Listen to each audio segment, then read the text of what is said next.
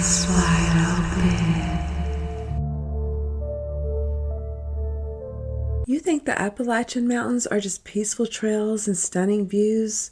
Well, they can be. But deep in these woods, some have a different experience. Don't forget to subscribe and like for more content, and let's get into it. If you've spent any amount of time in the Appalachian Mountains, you've heard the stories, you've heard the warnings, what not to do at night and what not to do in the woods. But isn't it so funny how every bit of training we've received our entire life goes right out the window the second we hear the sounds ourselves? So what happens when it's you laying on your couch late at night trying to watch a movie, and from the woods behind your house you hear the sounds? Will you ignore it like you were taught, or will curiosity get the better of you and you go investigate yourself? We both know the answer. You're going to get up and go look. You're not going to be quite sure what you'll find, but you know deep in your stomach you're going to find something. As you trudge to the door and unlock your many locks, a pit grows in your stomach, but you don't listen. You open the door. And you'll never be quite sure what you saw that day, but you'll spend many, many hours pacing to forget. And you will forget, and you'll fall fast asleep, because they want you to. You let them know by opening the door and listening to their call that you heard them, you acknowledge them, and you let them in. If you hear sounds coming from the woods at night, no you didn't. Appalachia might be the most haunted region in America, and the reason why goes way beyond ghost stories. These mountains have seen centuries of tragedies. Native tribes forced from their land, civil wars spilled on back roads, entire towns of coal miners buried alive. Trauma like this leaves a psychological and spiritual imprint. This is known as the stone tape theory, where the land itself holds on to memories of the past. Appalachia's mix of isolation, faith, and folklore only make this stronger. Where a creak in the woods isn't just the wind, but a sign, a spirit, or an omen that a spirit hasn't moved on. As a psychologist, I believe Appalachia is haunted not just by ghosts, but by generational trauma and deep spiritual battles. And maybe some things here really don't want to be forgotten. Hi, so it's been a while since I have made a video where I'm literally just talking. There is one time that sticks out in my head. There have been times I've seen paranormal stuff, but there is one time that sticks out most in my head, where one night my mom and I were driving to go see my sister. At the time, she lived a couple miles away from us, and so we were driving to go see her, and it was nighttime, and we were crossing between two cow fields in a van. It was a pretty big vehicle, and we're passing through these two cow fields, and this thing comes out in front of the vehicle. Hard to say it was running, because you might picture in your head that it was going like really, really fast. It was not moving really, really fast. But it was taller than the vehicle. We had to look up to see its eyes. Its eyes were reflectant, and its eyes stayed on us the entire way across the road. It had a canine-shaped head, very wolf-like, pointed ears, had a snout. It was huge. I could make out its body.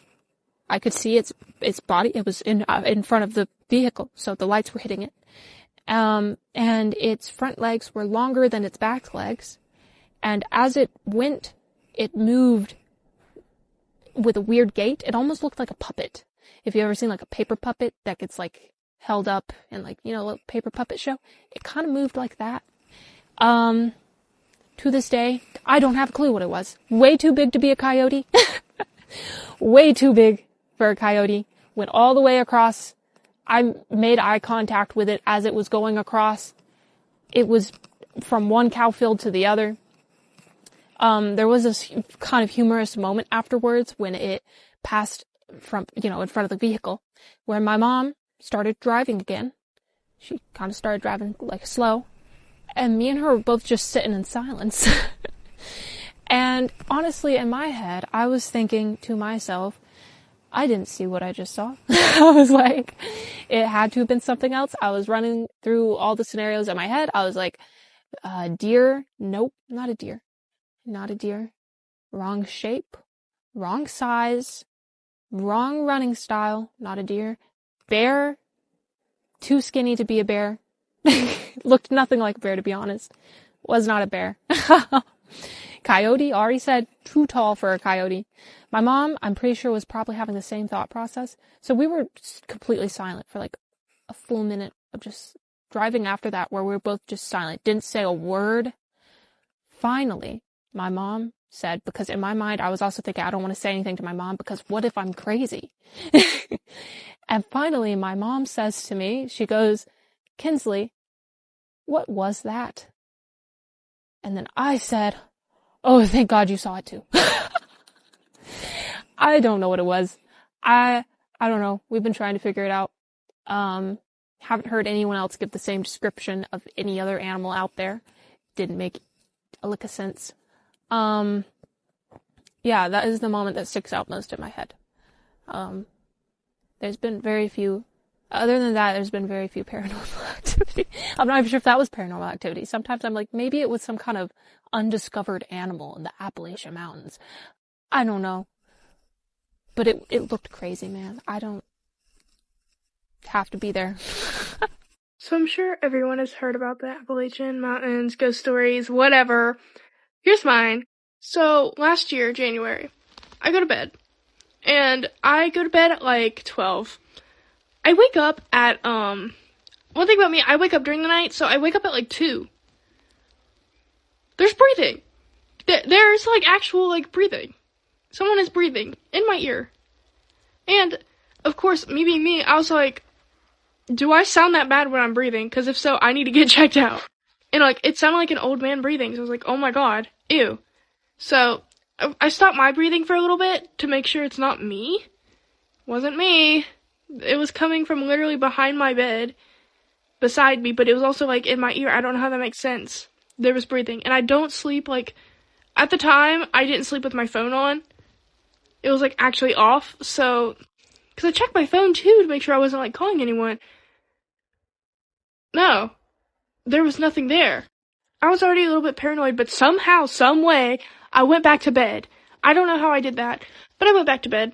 My mirror faces a certain way, right? It faces kind of towards me because I do my makeup over there, and I have no reason to move it. I didn't even get up when that happened. I just laid in bed. But I have no reason to move my mirror around at all. So I go to bed, mirror. I wake up, mirror, facing other way. Why? Mirror is like, it's facing like a different part of my room. It's not completely turned around, but it's facing a different part of my room. So I'm like, oh, okay. And for some reason, again, I went back to bed. I think I messaged my like boyfriend at the time. I was like, there's some weird stuff happening right now. And of course they didn't answer. I think they were asleep. But I woke up the next day, and that's when I actually got scared. I don't know why. But I usually sleep with all my lights on. Especially my closet light. I don't think I had this light on at the time, because I had these, I can show you. I have these, like, fairy lights. They don't work anymore because of how much I kept them on at that time.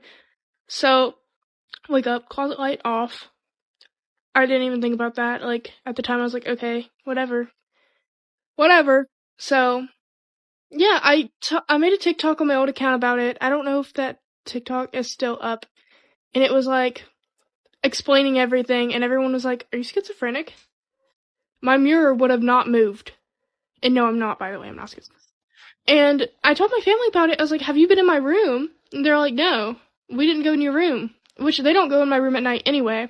They don't even leave their room at night. So I was like, oh, okay. So that's my story. I never got a reasoning of why that happened or anything, but that's my story. If anyone knows what that could be, please let me know. When I was 17 years old, dating myself now, this was 20 years ago now. I had graduated high school, needed to make some extra money. And story goes that this gentleman purchased this property over in Stanton, Virginia. property is known as the Western State Lunatic Asylum. And allegedly, what I was told, he purchased it for $1. And the assumption of half of the debt to create a historical restoration for this entire property. And there's multiple buildings on this property. I just worked on the one main building that spring, summer. It was about this time, around in April, May, something like that. And what he wanted to do, he was a developer. And he wanted to develop it and fix everything and make it into high-end condos or high-end apartments and things like that in the Stanton area. And at that point in time, I really hadn't thought anything about ghosts or anything being haunted or anything of that nature. It's just an old building to me. And I remember very distinctly one of the first days that I walked onto the property, going upstairs, up in the very top, and they wanted me to clean up some stuff because they've been tearing the roof off, and they wanted me cleaning up things and putting stuff in piles and throwing things in the trash and scraping windows and whatnot. But up in the top of that building, there's a beam right in the middle of it and a very roof rafter. I don't know, that beam's probably 12, 14 inches thick, something like that. Massive old wood. And in tar, it has written in 1828 on one of those buildings. So I remember that very distinctly. I'm assuming that's when the building was made. I hadn't looked it up. It was probably built at that point in time. But that day is when I figured out that there's definitely spirits in that building. And that was the day that I figured out that you can be touched by things or spirits that you cannot see. Many people might not believe it. I'm a full believer at this point in time. First day on the job. The Western State Lunatic Asylum Restoration Project, we'll call it. They're turning it into condos. And the painters are doing all the paint work on the windows. And my primary job was to scrape the paint off of the glass, because it takes less time to scrape the paint off of the glass and do it that way than it does to tape everything up, because you're talking about little window panes, old style window panes that are in this building. Hundreds and hundreds and hundreds of those little things. But, so I'm up on the 3rd floor and just got my little scraper blade, scraping the paint off the window. No big deal. I get real cold all of a sudden. Don't really think anything about it. Maybe it's a little draft or something. Some of the windows are missing in the building. There's holes in it all over the place where they've been taking things in and out and everything. Really didn't think anything of it. And set my blade down and walked that way, which was towards the exit to go down the steps and everything. Set my blade down right on the windowsill. Walked that way. And, the windowsill was 3.5, 4 inches wide or something like that. There's no way it could actually fall off. And I hear something go ka-thunk, ka-thud. And the little scraper blade handle thing that I had was laying in the floor. And I looked back through there, and I could see a guy, probably about 6 foot tall. You could see the old style robe that they used to wear at that point in time, the patched robe and everything, very distinctly red and black. And he was pushing like an IV cart, walking down through there. But from about his kneecaps down, I couldn't see anything. And that's when I figured out very quickly that this place was very actively haunted. And they really didn't start seeing a whole lot of activity until they tore down what was in front of the building, and it was known as the solitary confinement part. If you're facing the building, it was off to the left side, and that's when things started getting really gnarly and very, very active in this old lunatic asylum as far as what people were actually seeing and experiencing and everything. So nothing really gnarly happened the rest of that day. That was creepy. I duly noted. Well, During the following week, apparently they finished tearing down the rest of the solitary confinement wing off to the left side of this main building. And allegedly, there was some kind of entity in there, or entities, who knows. But I was told when I showed up Saturday that something got a hold of one of the foremans or one of the guys that was helping tear down that building. And the guy ended up in a rubber room. Like, he totally became possessed and lost his mind. If you would have saw the solitary confinement end of that building, it was just very small. No toilet, no facilities. There were still chains on the wall. Little fold down piece of wood plank for a bed. Just really, really creepy when you open the door and just poked your head in. You just got, this is just bad. So apparently something had happened at that point in time during the week. I showed up on Saturday just to scrape windows and scrape paint. And so I was just going along, doing my job, jamming out some music, no big deal. Take a break, go to lunch. We go and eat at the old drive-in. It's Wright's Dairy, right? That's across the street from this place. Love eating there. It's fantastic food. Stop in if you ever get a chance. But come back from lunch. We're going down the gravel path. And, well, the doors on this building don't have any lock mechanisms. It's just a handle and it's an old master lock, but they click down on it during the evening whenever they leave. And I'm walking down through there, coming back from lunch, and I grab a hold of the door handle, and I go to turn the door handle, and the door handle won't turn. Push on the door, and the door won't open. It's like it's hung. It's like it's actually locked, but there's no lock mechanism. There isn't anything in there. And then the foreman that was on the job, he said, "You know what? They're wanting to mess with us today." He said, "The hell with it."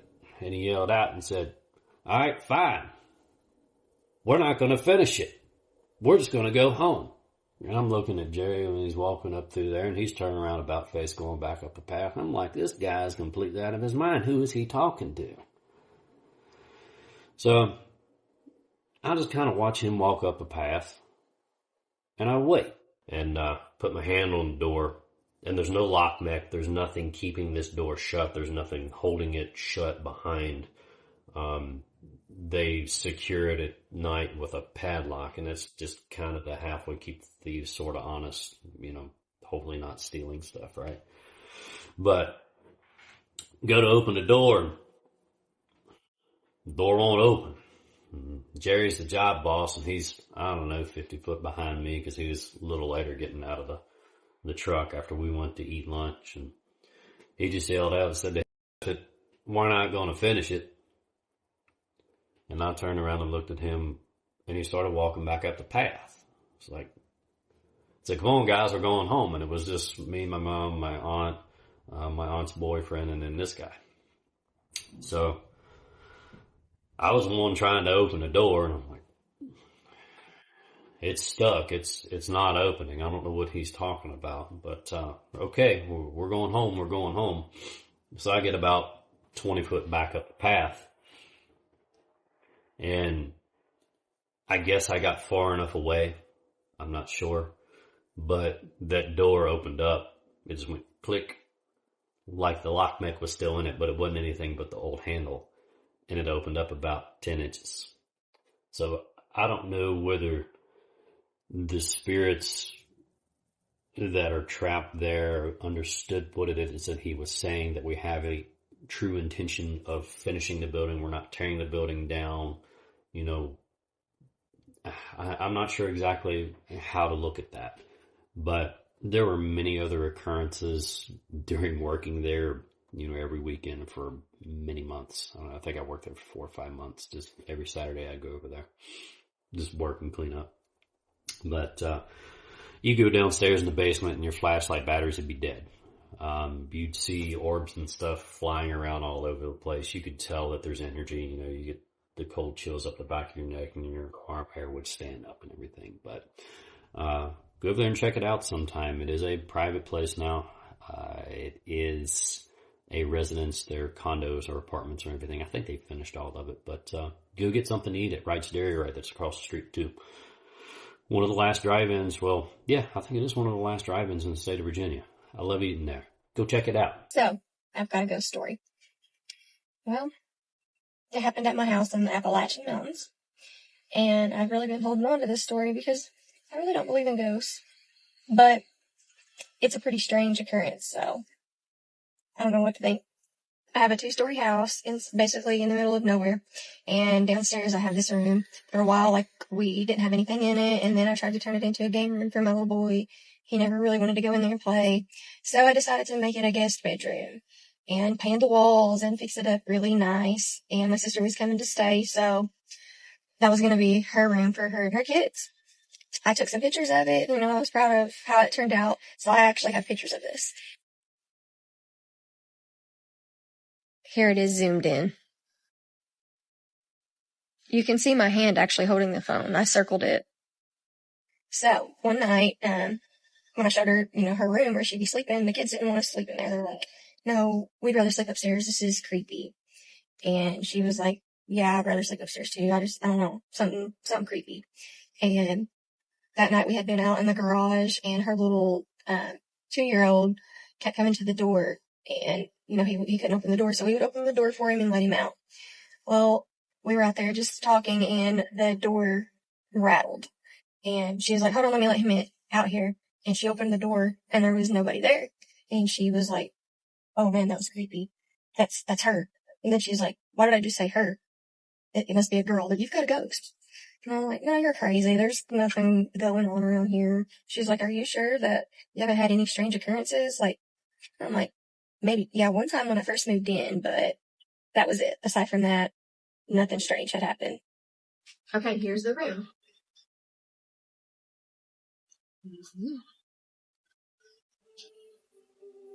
There's these things. I mean, nothing scary.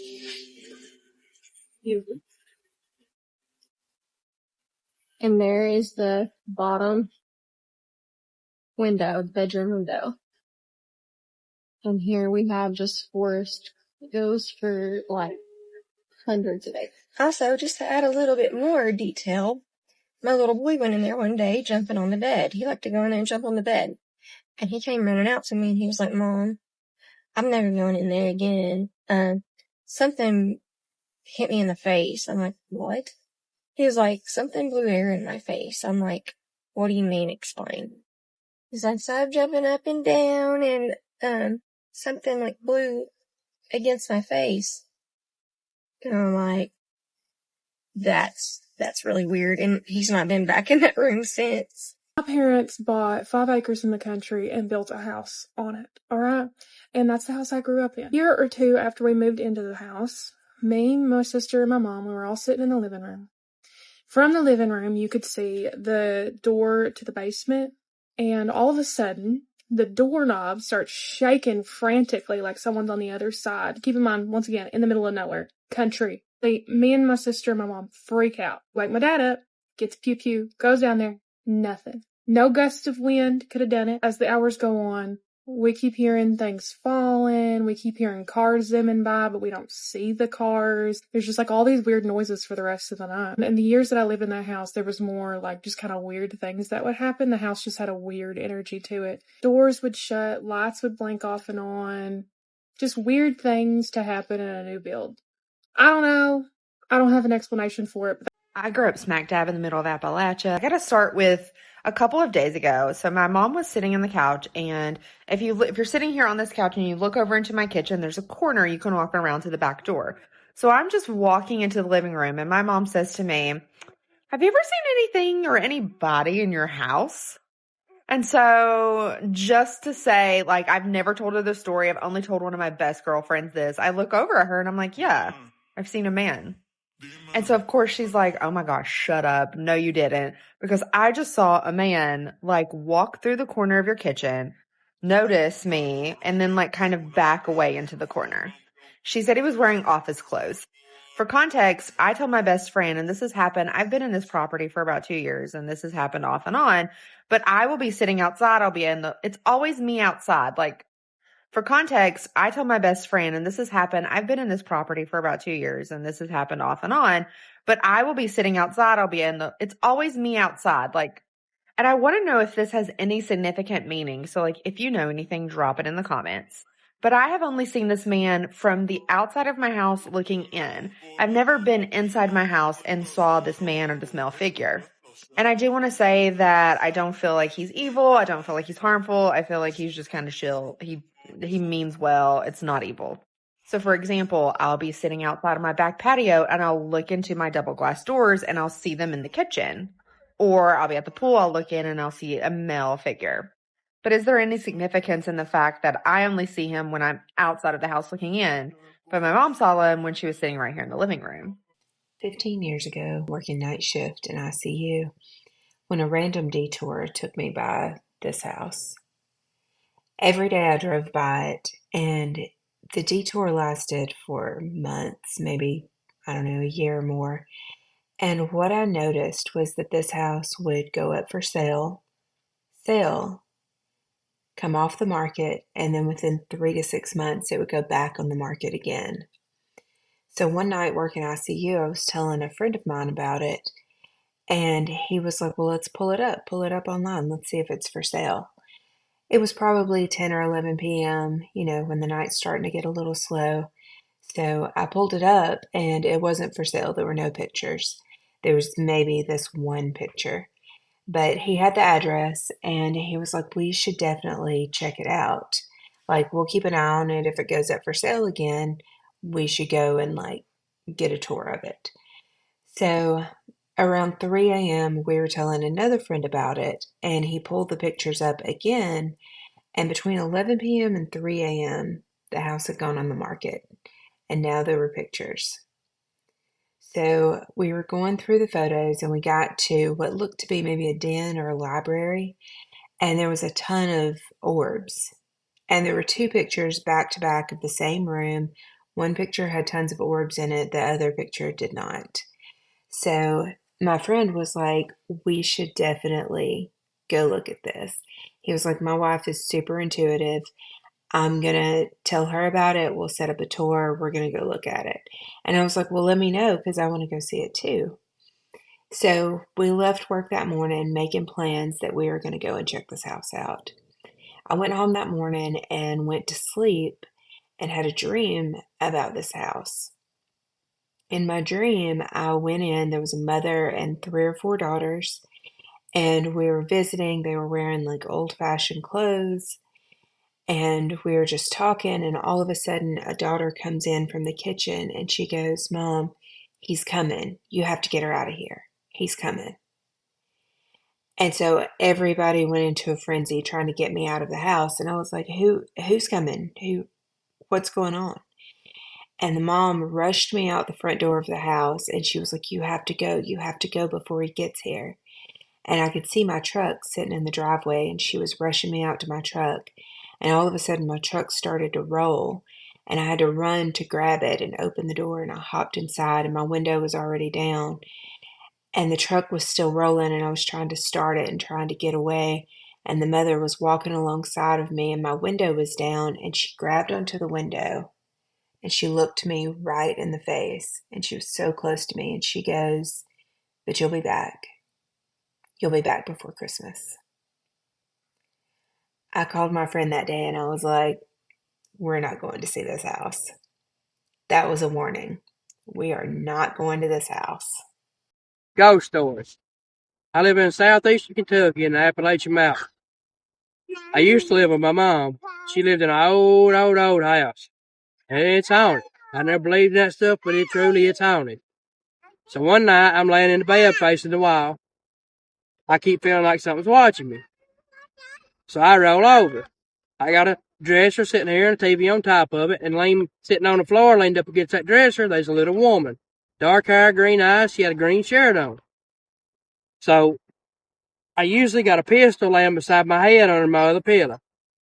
I reached back across me to grab that pistol because we live in a spot where it truly could happen. Somebody could break in. There's a bunch of crazy, everything in the world.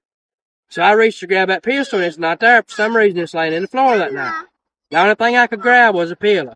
So I grabbed that pillow and sling the pillow. About the time I threw that pillow, the little woman just disappeared. She was gone. Now, that ain't the only thing happened in that house. Used to, I would lay in the bed at night, all the lights would be off, and I would hear somebody walking back and forth in front of my door. I'm warning y'all now, this is a ghost story. If that's not your vibe, keep scrolling. If it is, hi, welcome. This is not a story that I've ever actually told publicly, but I think that if I tell this story, then maybe somebody will help me figure out what exactly I experienced. I think maybe I haven't told the story because it frightens me. It's located right in Lancaster County, Pennsylvania, and a lot of weird happenings been going on there. Long story short, with the history of the town, in the early days, it was a very divided town. On one side of the town, we had a cult, not occult, a cult, a group of people called the Cloister who were preparing themselves for the afterlife. On the opposite side of town, we have a seance house, and the house at one point used to be a hospital. Then the hospital was bulldozed and it was turned into a Hampton Inn. And then smack in the middle of this town, we have an Indian burial ground. So this story takes place in my house, in my childhood home. And at this point, I want to say I was like 5 or 6 years old. And I've always been a very intuitive person. My dreams have often predicted things and still continue to do that in my life. You can believe it or you cannot believe it. I don't control your life. But on this one particular day, I heard my Aunt Lisa calling my name, which was very, very weird because Aunt Lisa did not live in my house. In fact, she lived in New Jersey, like an hour and a half away. But I was little, and I heard my aunt, and I was excited, so I wanted to go to her. So she's continuing to call my name, and it's like while I'm walking down my hallway. And the way my house is set up, it's my bedroom, my mom's bedroom, a hallway that leads down to like a staircase into the basement, and the basement was the most haunted place in my house. So in essence, the call was coming from my basement. So I walk out my bedroom door and I start to go towards the voice. And by sheer miracle, my mom opens her bedroom door. She's like, what are you doing? Where are you going? I said, oh, Mom, and you didn't tell me Aunt Lisa was here. Because that's because she isn't. I said, but who was calling my name?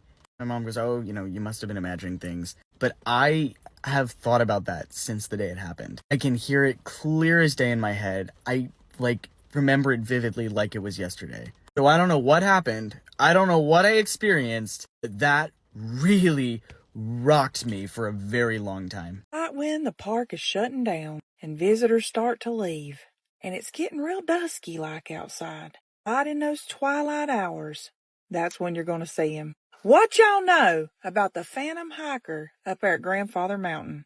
I was lucky enough to be born and raised right here in the foothills of North Carolina, right down below Grandfather, but people come from near and far to visit Grandfather Mountain every single year. But did you know that when you visit Grandfather Mountain, you might not be alone? Oh yeah, there's a phantom hiker up there. And he's out on the trails, honey, and people see him.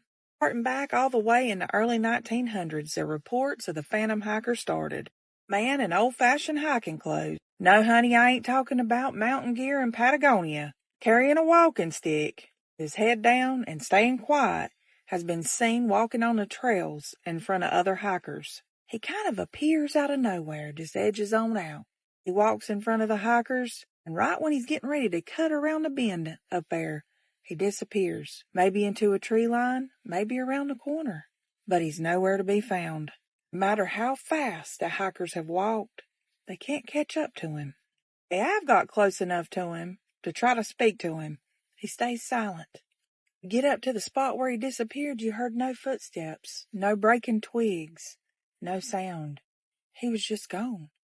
There's lots of stories about who this phantom hiker might be. Maybe it's a hiker from times past who got stuck out on the trails, got injured, and never made it back out. The more interesting tales is that it's old Hugh Morton up there walking around that owned Grandfather Mountain. Never wanted to leave that mountain alone. Maybe it's just a spirit who loves that mountain as much as its visitors do. To say that I was born and raised here and I'll probably die in these hills.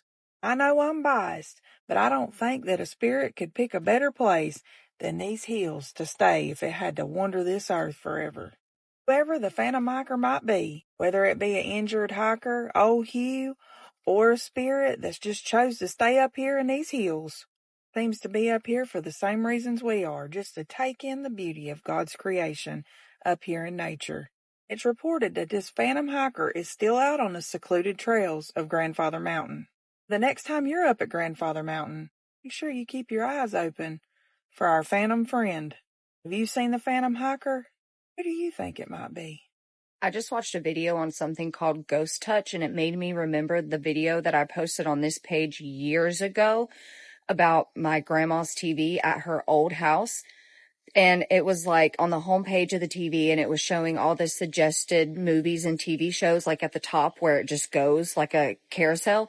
It was just going and going and going. And I didn't realize that back then, or even any time except for today, because I went back to look at that video because I was going to tag the creator, but I don't even remember her name now. I'm so sorry. But I didn't even realize you can hear in the beginning, to me, what sounds like a man whispering, and I cannot make it out, but at the end it sounds like the house. It's like something the house, or something the house. Like, it's so breathy and low. If somebody can make it out, that would be super duper. I'm gonna put it up. I just realized you guys probably want to go ahead and turn your volume all the way up so you can hear it, because as soon as this clip stops, it's going to go right into it. And I just realized, like, nobody's going to be able to hear it unless I tell you guys to. So go ahead and turn your volume up. I'll give you a second.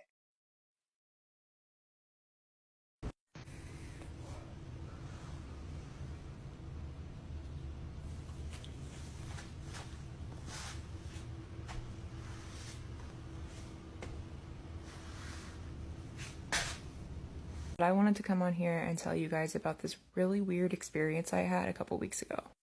This is the first time I have spoken about it to anybody. I didn't even tell the person that I was with at the time. So one of my friends was driving me home from a friend's house a couple of weeks ago at night, right? And we were on the interstate, and I looked over toward the wooded area by the side of the road, and I saw what looked like a very tall, freakishly tall man just standing there, like at least like 8 feet.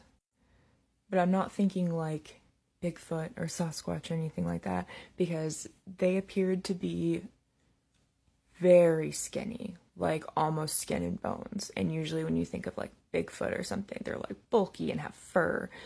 But no, it just looked like a very tall, skinny man, which, now that I say that, sounds like Slender Man, but it wasn't Slender Man. I did only see a silhouette, and I guess maybe it could have been like a cardboard cutout or something put there to scare people, but I got this just really eerie feeling, and I just looked straight ahead and was repeating, if you see it, no you didn't, if you see it, no you didn't, if you see it, no you didn't, just over and over and over in my head. So that's kind of really the only update I have on that kind of thing. But I felt like I should probably tell you guys anyway. I do live in Appalachia, so there are several things that I can think of that it could have been. Or like I said, it could have just been some kind of cardboard thing to scare people, but it did not look two-dimensional. I don't know. It was weird. I lived in Appalachia for the first 26 years of my life, more specifically Mason County, West Virginia, which is home to the Mothman. So I would argue that Appalachia, like as a whole, is the anthology series that American Horror Story wants to be, and it's because of the wide ranging of things and themes that occur in that region. It is a bizarre region. But aside from the bizarre experiences that my family has experienced and I have experienced from the region, we also lived in a house that was haunted, and we grew up experiencing many different forms of paranormal activity. So I've already made a few TikToks on that, but on this one, we'll have two different accounts. One from my brother that he experienced right before graduation, and then another that's from my sister-in-law, AJ, and her sister, Samantha. So the first story goes like this. My brother was at home one day alone, and we had this rocking chair. My mom collected antiques. She is an avid collector of antiques. She collected them all growing up, and also owned an antique store probably for a couple years after graduation in college. So this woman has bukus and bukus of antiques. So she has a specific rocking chair that has two little dolls on it that have the red curly hair. I forgot what those are called. And this rocking chair is from it's old as. So it has these, the two normal things that rocking chairs have to make it rock back and forth. Well, those two things are pinned up against the wall in a fireplace where they shouldn't be able to rock. It's positioned in a stationary position. And so my brother was on the couch one day watching TV, and he could you could always see the rocking chair out of the corner of your eye if you're like looking at the TV from the couch. And he said that the rocking chair just started like rocking heavily back and forth. Like it was doing a full rock, like a full actual rock, not like a little movement. It was a full rock. So what would have to have happened was the rocking chair would have been pulled forward to allow it to fully rock, because it could not physically rock on its own, because it's always been positioned up against the wall, the log siding, and then the fireplace.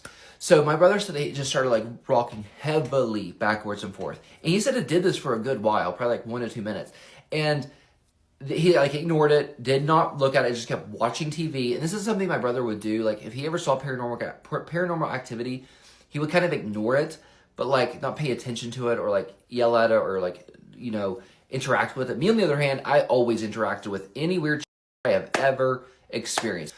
So he experienced that he felt like a weird sensation. He was like chilled and like he was scared, but also knew not to like pay attention to it. And then it just stopped. And he's never seen that again in his life. Like that happened. That was a one-time occurrence on this antique rocking chair that my mom had. So a different story includes my sister-in-law, AJ, who's married to my brother, Derek, and then her sister, Samantha. So AJ and Derek used to live in our garage apartment for a little while, and then my mom and Reese lived in the house. And AJ and Samantha were walking from the garage apartment to the house to get something, and then they walked back to the garage apartment and then walked back to the house. By the time they walked back to the house, now let me preface, my mom and Reese were not there. I think they were on vacation. Reese is my stepdad, so they were on vacation. They were doing something. And as they walked back into the house, my mom has like this island that is the home to all of her Tupperware. She's a hoarder of Tupperware. Every Black Friday, she buys more Tupperware that she doesn't even need. So in this island, there is like 100 different pieces of Tupperware plus various different varieties of types. And as AJ and Samantha walked back in the house for the second time, in a span of a short amount of time, all of the Tupperware was removed from the island and placed meticulously between the sink and the island, and like throughout that little tiny hallway that's between the island and the sink, and in like near the refrigerator. So all of it, every single piece and lid, was removed and stacked so nice and neat. And this was not there when they just went in there, and no one was home because Reese and my mom were on vacation. So like they still don't understand how it even happened, why it happened, but it was a random occurrence. It's never happened again. It was just one of those random things that, you know, people experienced in our house on their own. AJ, Samantha were there. No Tupperware was on the floor, removed from the island before. They go back to the house. Every single piece was removed and stacked meticulously. It's weird, and there's more stories that just add to like, okay, this is a bizarre house. Like it's haunted. There's some type of energy here. It probably has something to do with my mom's many different antiques from different time periods. It's weird, but our house was haunted. Her tombstone said she died in 1957, but 40 years later, I gave her a ride home.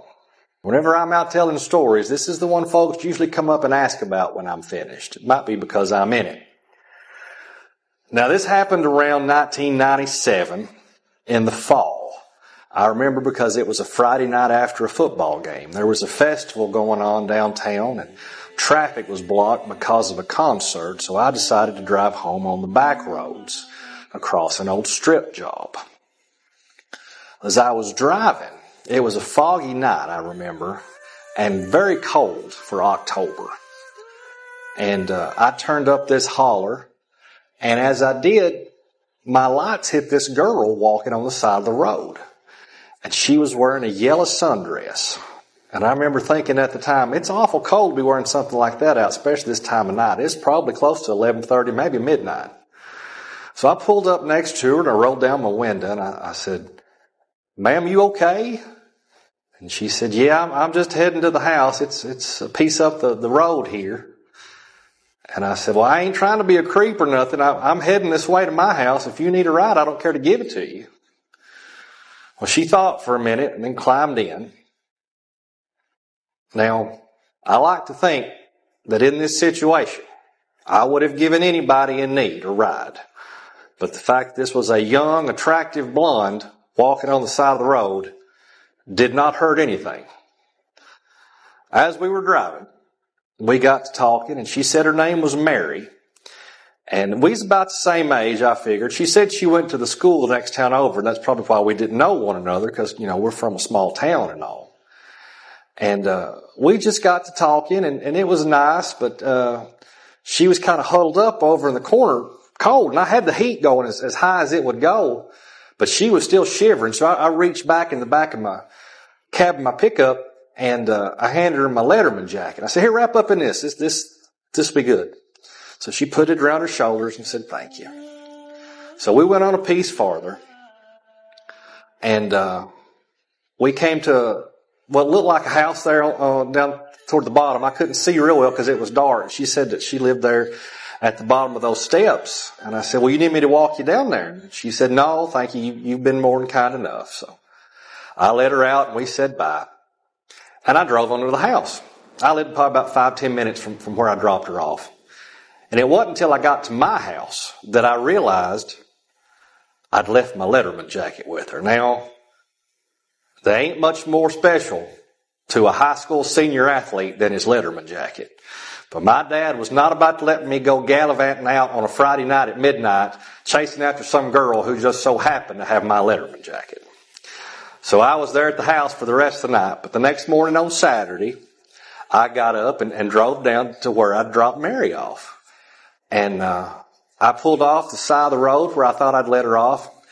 There at the bottom of that hill was a real dilapidated looking house. Looked like it hadn't been anybody there for a long time. Well, I started walking down those steps, and up above me, I heard this fella yell, "Hey, what are you doing?" And I turned around, and there's this old grizzled man. Had on a white tank top covered with stains, big chew of backer, that's looking grouchy as he could be. And I said, "Well, sir, I don't mean to be a bother. I'm just looking for this girl I dropped off here last night. She has my jacket. I was just going to pick it up." He said, "Mary?" I said, "Well, yes, sir. That's who I dropped off." He kind of nodded his head, scratched his chin. He said, "You ain't going to find her in there, son." Which I thought was kind of strange, but I said, "Well, sir, you know when she'll be back?" He shook his head, "No." But he gave me directions. He told me to make a couple lefts, couple rights, way up in this holler. He said I'd find her. Now, guys, this was before cell phones and GPS and all that stuff, and if you know me at all, you know I am terrible with directions. But I followed the best I could what this old fella had said, and I came to this clearing. And there was a fence out in the back of this field. And I walked out there, and it was a tiny cemetery. And there were 3 headstones there, and there were a couple. And as I was kind of checking out what they said, I noticed some movement over in the woods. It looked like somebody was standing there, and it shook me. And I glanced down, and as I did, I saw Mary's picture, or what looked just like her.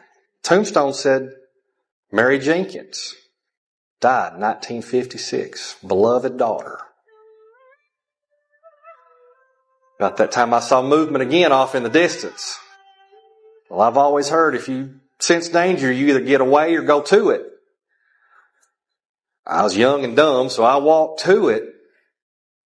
I kept going, "Hello? Hello?" Wasn't moving much, just kind of bobbing. Closer I got, I realized my Letterman jacket was hanging on a tree limb just past the graveyard. So I picked it up, folded it, got back in my vehicle.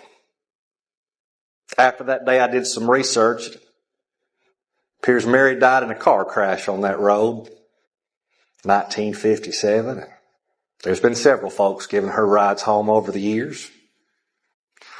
So if you're traveling a foggy country road, you come across a pretty young girl wearing a yellow dress, just give her a ride home. That's all she needs.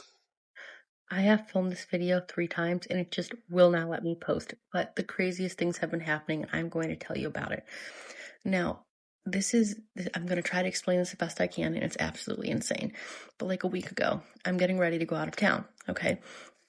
And in preparation for leaving, I need to get hay for the horses. So I take my horse trailer to my hay guy, I get a round bale, I come home. Now, when I'm trying to disconnect the trailer from my truck, I cannot get the jack of the trailer to pick the trailer up high enough so it's off like my ball, like the hitch, the trailer hitch, right? So because I'm lazy and I'm frustrated and I'm tired and I have so much else to do before I leave town, I pull the pin on my trailer ball, like my trailer hitch, and I drive the truck away. Now, my thought is the hitch ball is just going to fall into the driveway, onto the gravel driveway, and I'll find it later, right? Like, makes sense. But I had left the property to go run errands, and I came back to find the trailer ball or the trailer hitch where I thought it would be, and it's not there. Now, for some reference, this is important. My driveway is huge. I have like a big horseshoe driveway in the front, which is great for turning around my horse trailer. And then the driveway basically connects to a gravel road that goes all the way to the back of our property. And then it enters the woods, becomes a smaller road, like a dirt road. And there's like an area like where you can drive like a car or like a go-kart, or like I'll drive my horses, and my chicken coop is back there.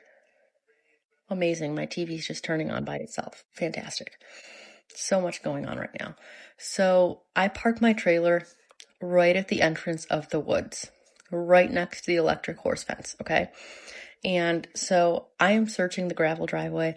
I'm even searching the entrance to the woods for my trailer ball hitch. Cannot find it. So I tell my husband, I can't find my trailer hitch. Like, have you seen it? And he's like, no, but why would you drive away without looking to see if it fell on the driveway? I'm like, I don't know. I didn't think that. I just expected it to fall in the driveway. So he comes outside and he checks the yard. He checks the driveway. He checks the farm. He checks the dirt road. We can't find it. So he's like, you know what? You probably didn't have it come away from your truck all the way before you left the house. So it probably fell off somewhere like on the road. And he's like, that's very dangerous. You could hurt another driver. You could bust someone's windshield. He's like, and also that hitch ball was very expensive. So that was a very costly mistake and a very dangerous mistake. And now my husband's a very, very sweet, calm man towards me. And so I know this is bad, right? Like, I didn't think this through enough before I did it. And I'm just sitting there and I'm like, I really wish now that I could just find this trailer hitch ball so I know that I didn't hurt anybody, because now I am stressed. Now, in the meantime, I did have to borrow my friend's trailer hitch just to move a few more things before I had to leave for vacation. So I did have her trailer hitch ball, and she was feeding my horses when I was leaving, so I threw her trailer hitch ball into my barn with the pin in case she needed it while I was gone. So all this happens, can't find my trailer hitch ball, and I'm leaving for West Virginia. The plan is to meet my girlfriends in West Virginia. We're going to take my friend's car to the airport, okay? And my truck is going to stay on her farm. So I throw my duffel bag in the back of my truck, like 4 a.m. Thursday morning or whatever, and I leave the house. That road that I posted in my last video with like the trees and I said, fun date idea, let's like stand in the road, whistle and run. That's the road leading up to her farm.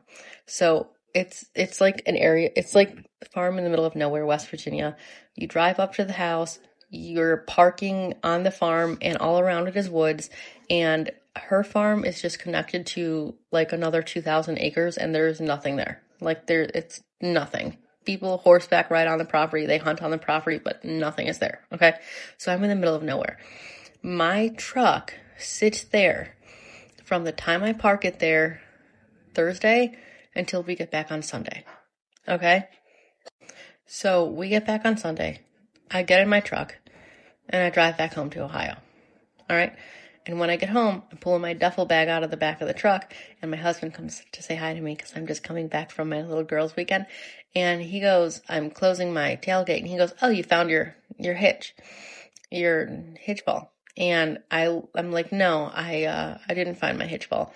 That's Erica's. And then I realized, no, it's not, because I left Erica's in the barn so she could grab it when she came over to feed the horses. So I'm looking at it, I'm like, I don't know. I didn't. And he looks and he goes, that's your hitch ball. You found it. And I'm like, no, I did not find it. And I said, did you put it on there? Did you put my hitch ball on there? And he goes, no, why would I put it on there? You've been gone. And I said, well, did you put it on before I left? And he goes, no, remember, I couldn't find it, which is true. He tried to find it. I tried to find it. We couldn't find it. So I'm looking to make sure it's not my friend Erica's. And my friend Erica's is in my barn. Just the hitch. No pin, just her hitch.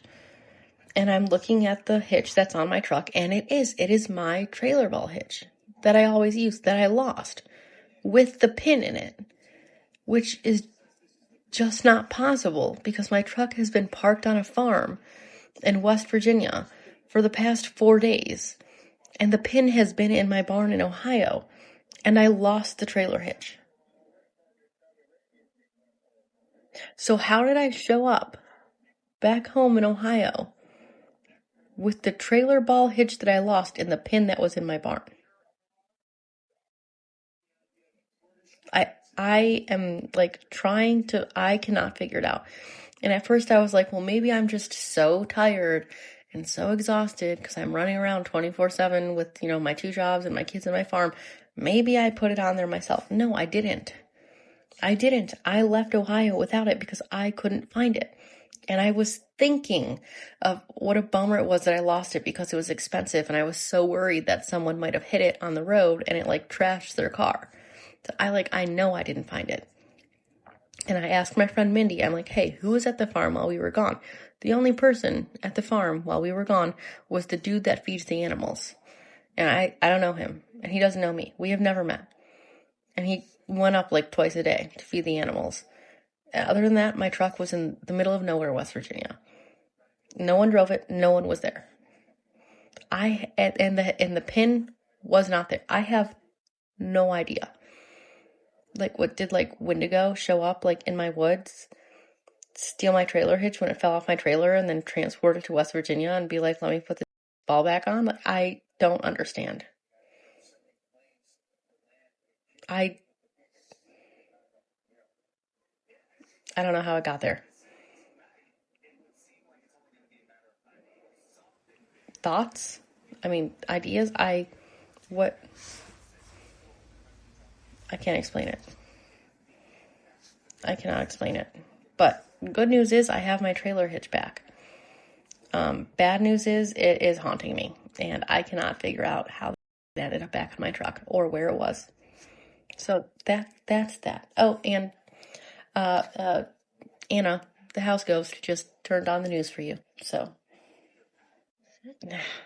I've had a lot of questions about some of my videos. So I thought I would get on here and answer some of them. The house I posted about that was built in the 1940s by a doctor, the house with the basement is my grandparents' house.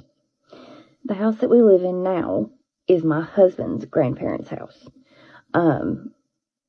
That's the one that his grandparents built themselves in 1957. Both houses have had all kinds of weird, unexplainable things happen in them, but they're completely different. The house we're living in now, there is definitely something going on here. My husband said when he was little, strange things happened, but nothing like they are now. Like the hallway videos. Anytime I go down that hallway with my phone, either it glitches, or it won't focus, or it does focus, but then out of nowhere it will blur like somebody's walking in front of me. Sometimes we smell cigarette smoke and nobody here smokes. We'll hear murmuring. I have heard my daughter calling my name when she lives a state away and was at work.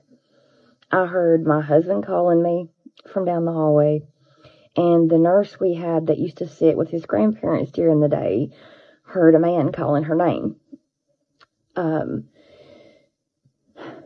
There is so much going on here.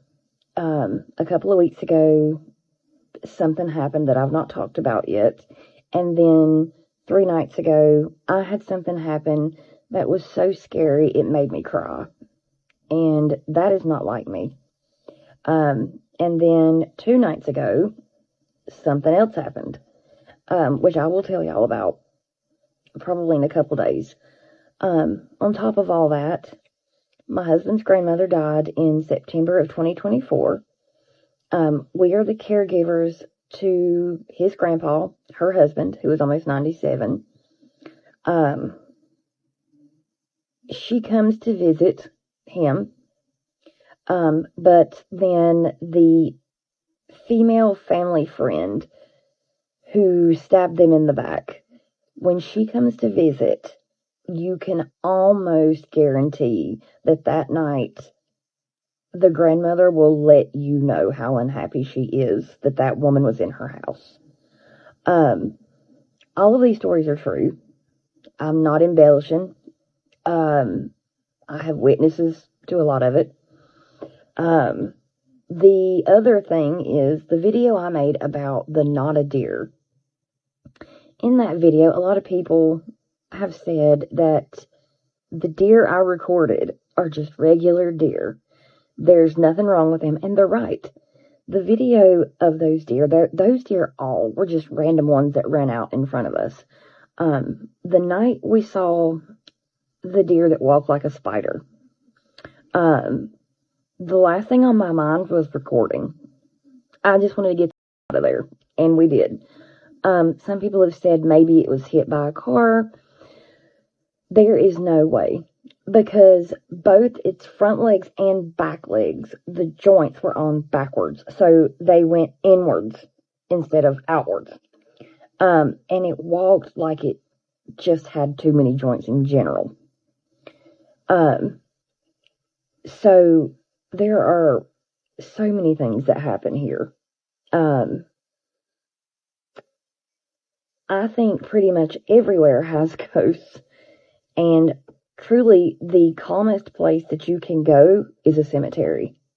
This happened in southeastern Kentucky. I'm staying at my parents' house this week to take care of their animals while they're on vacation. They live in a log cabin deep in the woods, high up on a mountain. Since I would be staying for the week, I brought my dog with me. Tuesday morning of this week, he woke me up sometime before dawn, frantically running from me into the door and back, scratching and whining. Thought he wanted out, so I opened the back door to let him out, and he bolted the opposite direction towards the bedroom. I stood in the doorway for a minute trying to figure out what felt off, because something just didn't feel right, but I couldn't quite put my finger on it. The air felt heavy, and the sense of dread just slowly crept up on me, so gradually that I didn't even notice at first. My mom had actually mentioned that same feeling earlier this week, but she attributed it to the coming storms. It took me a minute to realize that it was completely and totally silent out there. No bugs or frogs, no early morning birds, not even a breeze, nothing at all. Until I hear a faint screaming coming from the top of the mountain. I shut the door and locked it and every other door and window in the house, pulled all the blinds and curtains shut, and followed my dog to the bedroom to wait for daylight to come. The security cameras kept alerting me, motion detected, but when I checked the cameras, there was nothing there on the video. Hi, my name is Noelle. I live in Virginia, about an hour and a half from the Appalachian Mountains, and around 45 minutes from the Blue Ridge Mountains, which are a large portion of the Appalachian Range. When I was around 11 years old, my dad and my oldest sister, my younger brother, and I all went on a camping trip together.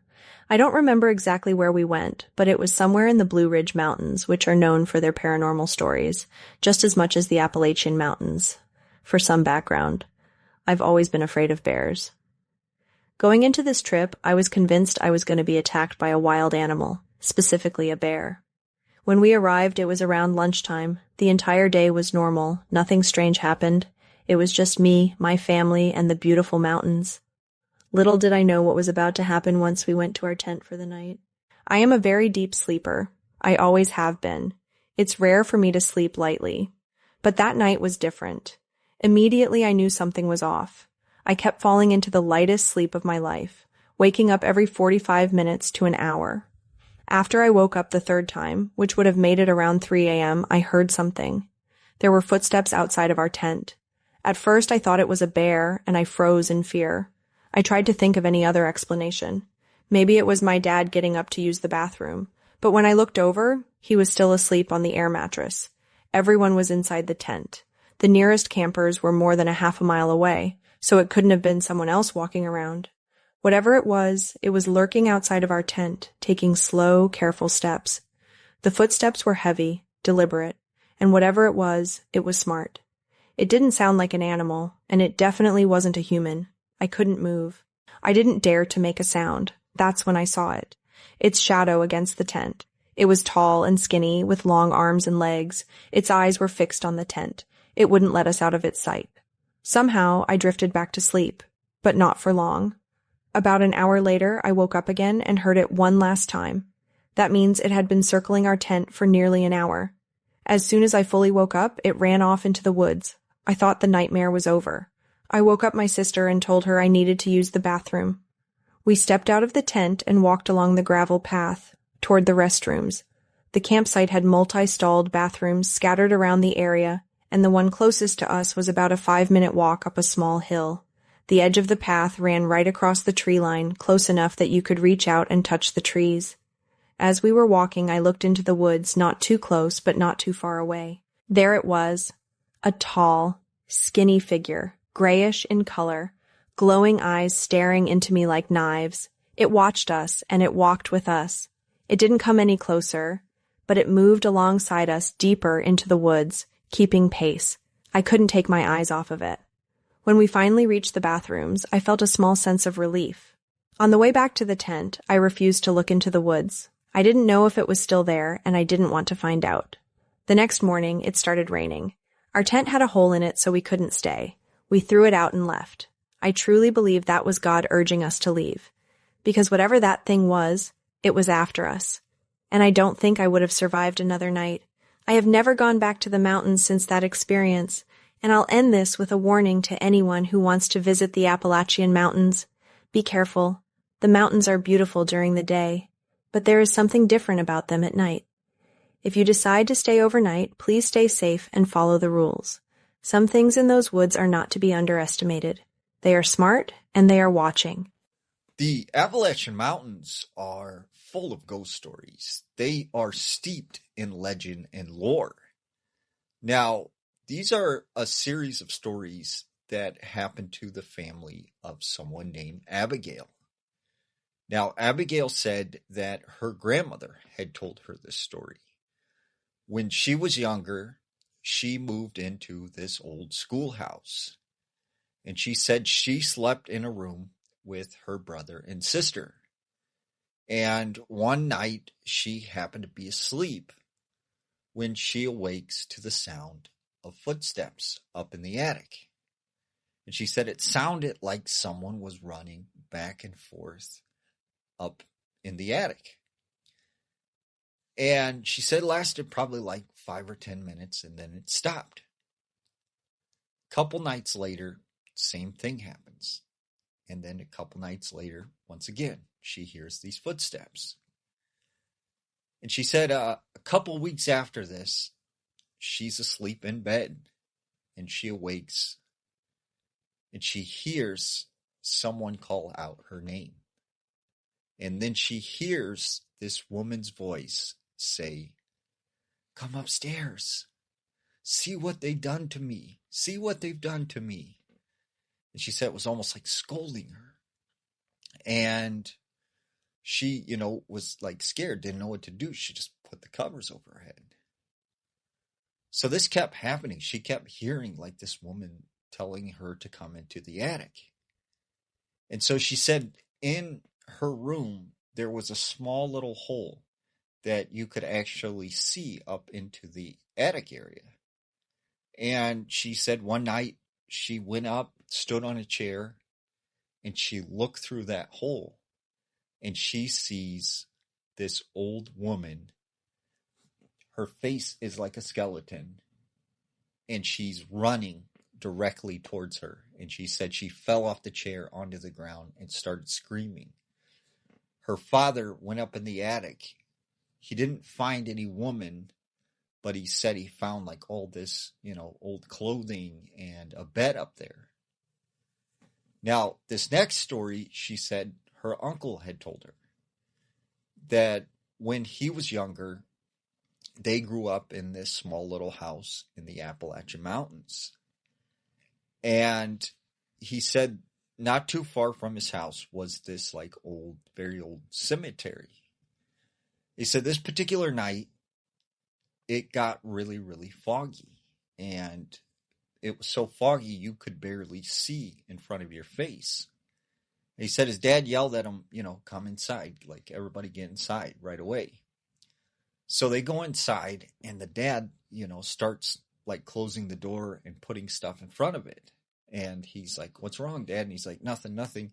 I want you to take your brothers and sisters and I want you to go in like the bedroom and close the door. And he said the next thing he knows, they hear boom, boom, boom, like this banging sound on the front door. And once again, they hear boom, boom, boom. And they said they could hear all this weird sounds of like moaning and groaning coming from outside the house. So he snuck over to the window and he takes a peek out of the window, moves the curtains over to the side. And he said, standing in the fog, there were hundreds of people standing around the house. And the next morning, he asked his dad, like, who were all those people? Like, why were they around our house? And the father says, when the fog comes, it wakes those sleeping in the cemetery.